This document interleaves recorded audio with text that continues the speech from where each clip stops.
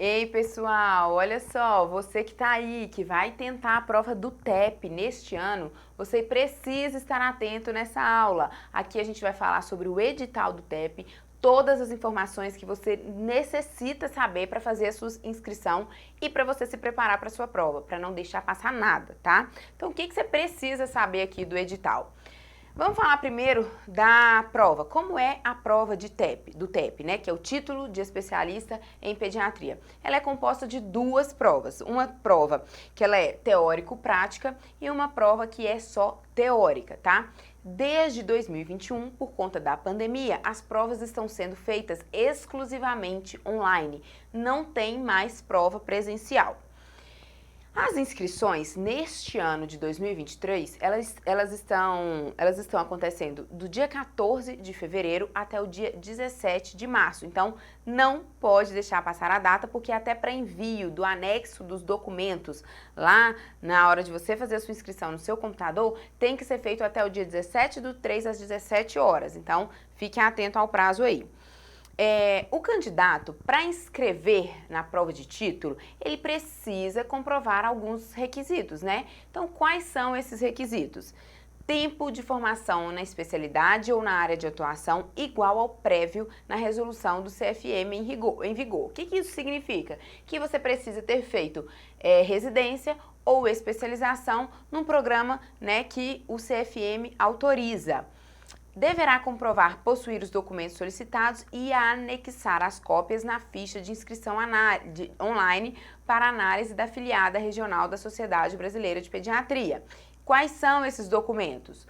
Foto no formato JPJ ou PNG, isso aqui que eu falei para vocês que eles têm que estar anexados lá até às 17 horas do dia 17/3, senão você perde a sua inscrição. A carteira do CRM, frente e verso, certidão de regularidade para o exercício profissional atualizada, emitida no máximo 30 dias antes da data da inscrição.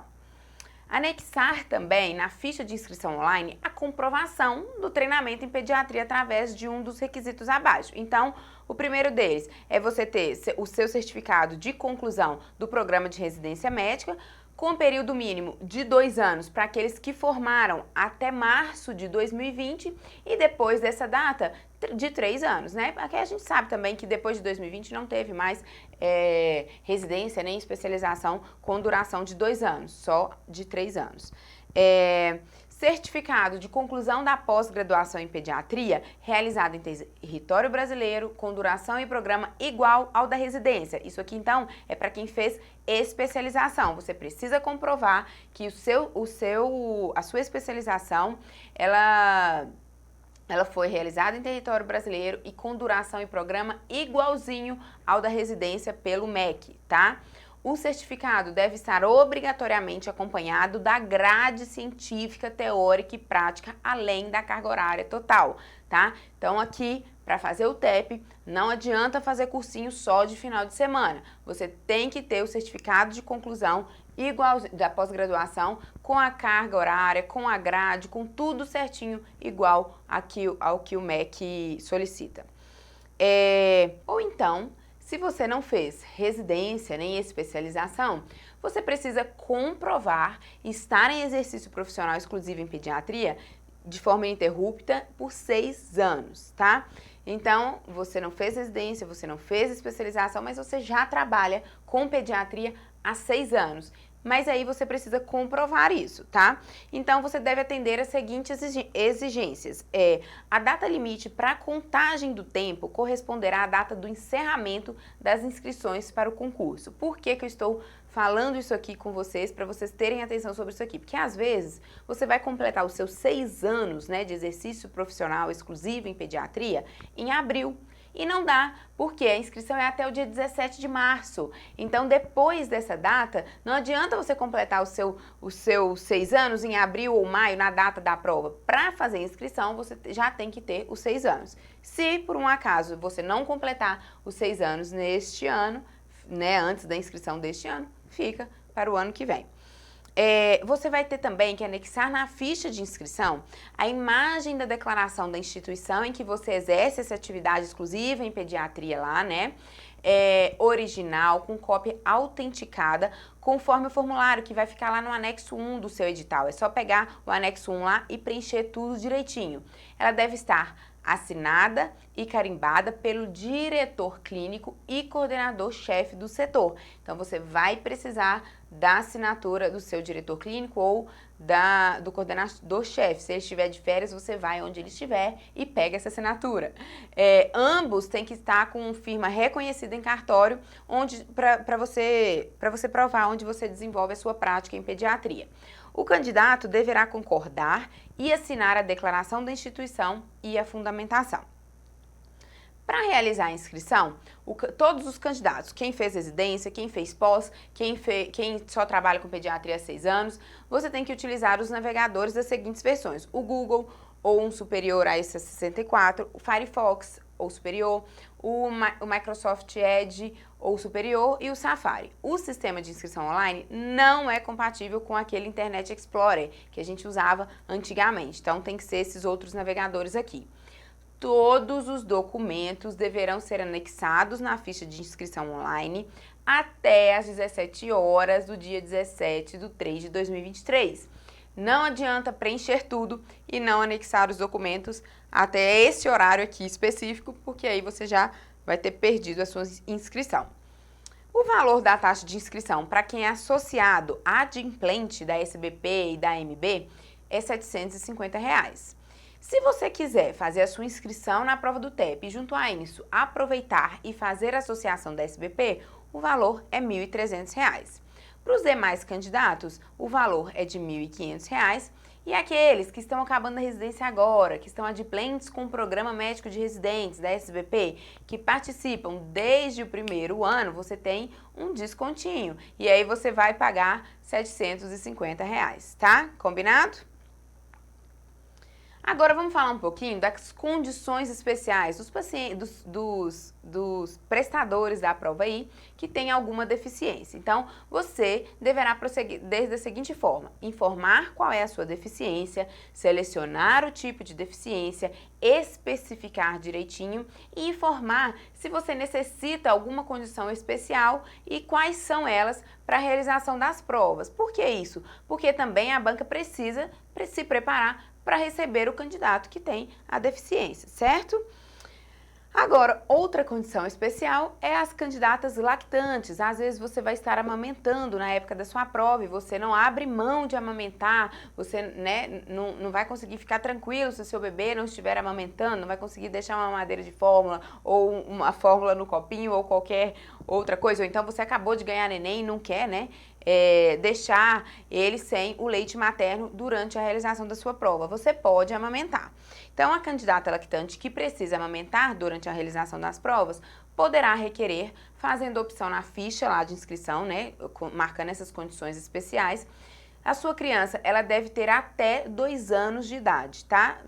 Então, vamos supor que em maio ela vai ter 2 anos e 1 mês. Pronto, ela não pode mais amamentar. Você tem que comprovar que até a realização de sua prova, ela vai ter só 2 anos de idade. Você pode amamentar a cada intervalo de 2 horas por até 30 minutos, tá? Sendo que o termo despendido para a amamentação poderá ser acrescido, se necessário, por tempo máximo de 1 hora a sua prova, tá? Então, vamos supor que você parou 2 vezes para amamentar e ficou 30 minutos nessas 2 vezes. O máximo de tempo que você vai ter de acréscimo é 1 hora, que foi mais ou menos o que você perdeu. Se você ficou mais do que isso, você não vai ter mais acréscimo. O tempo máximo de acréscimo é 1 hora. Vamos falar um pouquinho como é a prova do TEP, para você já ir se preparando aí e saber o que você tem que estar atento, na hora de realizar a prova. A prova teórica. A prova teórica, ela é objetiva. São 50 questões de múltipla escolha com 4 opções de alternativas, letra A, B, C e D. O valor de cada questão dessa é 2 pontos. E a pontuação máxima são de 100 pontos, porque elas têm peso 4. Então, são 50 questões valendo 2 pontos cada uma delas. Você é eliminado caso você tenha um número de acertos menor do que 50%. Então, das 50 questões, você tem que acertar pelo menos 25. Se você acertar 24, você já é eliminado. A prova teórico-prática. O que é essa prova teórico-prática? São casos clínicos, né, simulados, compostos de 5 questões discursivas. Às vezes, esses casos clínicos, essas questões, elas vão vindo assim, cite o diagnóstico, letra A, letra B, cite o tratamento, letra C, como prevenir. Vamos supor, tô falando assim, tá? Então, são 5 questões, mas elas têm subitens. Elas totalizam 100 pontos e com peso 6, né? Então, 5 questões com peso 6 cada uma delas. E você também é eliminado aqui se você obtiver um número de acertos menor do que 50%. Cada questão tem que ser respondida no tempo determinado para você conseguir acessar a próxima questão. Então, não tem como voltar na questão. Você precisa ler, você precisa tentar responder ali naquele tempo estipulado pela banca, tá? Não tem como voltar. Se você sabe, você sabe. Se você não sabe, você chuta, porque também não dá para deixar em branco.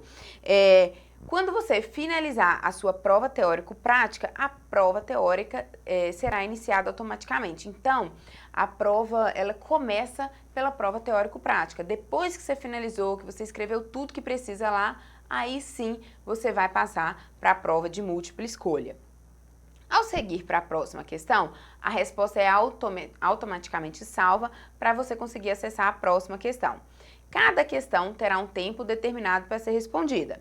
Então, a prova teórico-prática, que são as questões abertas, você tem 12 minutos para resolver elas. Na prova teórica, você tem 3 minutos e 30 segundos. O tempo que você não utilizou para responder, caso você respondeu uma lá da teórico-prática, e você tinha 12 minutos para responder, você respondeu em 6, esse tempo não vai ser acrescido nas outras questões, tá? Então, não adianta você correr para tentar passar para a próxima, porque esse tempo que você perdeu, tá? Você tinha até 12 minutos para responder e não usou ele porque você já sabia, você já conseguiu fazer tudo, ótimo. Você não usou, ele foi eliminado, ele foi excluído, tá? Ele não vai ser acrescido, por exemplo, você ficar pensando numa outra resposta lá na prova teórica. Tipo assim, você teria 3 minutos nessa daqui, poderia acrescentar 6 minutos? Não, então perdeu. O que você precisa para ser aprovado, né? A nota final do exame ela é calculada da seguinte forma. Eles pegam a sua nota da prova teórico-prática, multiplicam por 6, né? Porque eu falei para vocês que ela tem peso 6, mais a sua nota da prova teórica, multiplicando por 4. Eles pegam esse valor e dividem por 10. Para você ser aprovado, você tem que ter uma nota final igual ou maior a 60, certo?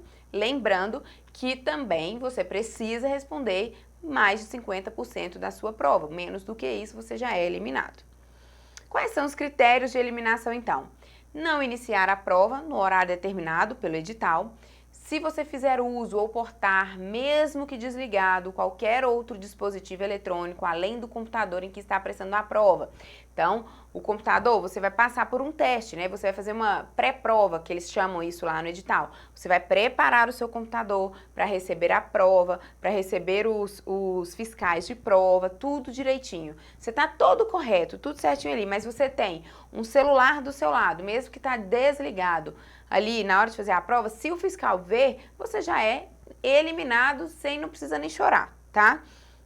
Deixar de atender aos avisos dos fiscais, as normas contidas na prova e as demais orientações expedidas pela SBP. Ausentar-se do ambiente de provas sem autorização do fiscal. Então, se você precisar fazer as suas necessidades, ir no banheiro, né? Fazer xixi, fazer número 2, o que você quiser, você tem que avisar o fiscal e ele tem que te autorizar. For surpreendido em comunicação com outro candidato ou terceiros, verbalmente, por escrito ou por qualquer outro meio. Lançar mão de meios ilícitos para realizar as provas, desrespeitar qualquer membro da equipe de aplicação da prova, como os fiscais e coordenadores, ou candidatos, ou perturbar de qualquer modo a ordem dos trabalhos. Fizer anotação de informações em qualquer meio e se utilizar de processos ilícitos, mesmo após ter finalizado as provas, sendo constados por meio eletrônico, estatístico visual, grafológico ou outros. E perturbar de qualquer modo a ordem dos trabalhos, incorrendo em comportamento indevido. Então, por quê? Porque você vai fazer sua prova lá, é um fiscal a cada não sei quantos alunos, sei lá, a cada 4 alunos fica um fiscal. Se você fica conversando, falando, perturbando, ele já te chamou a atenção, pediu para você ficar quieto, você não ficou, você corre risco de ser eliminado. As referências bibliográficas não vou colocar aqui porque está lá no final do seu edital. Fiquem atentos a elas, porque lá tem as atualizações, aqueles documentos, né, que a SBP solta até fevereiro de 2023, pode cair na sua prova esse ano. E o programa versará sobre conhecimentos em pediatria com nível de complexidade exigido a um pediatra geral. E as referências bibliográficas estão lá no final do edital, certo? Então, espero que essas dicas aqui ajudem a vocês na hora da inscrição, na hora de se preparar para a sua prova, tá certo?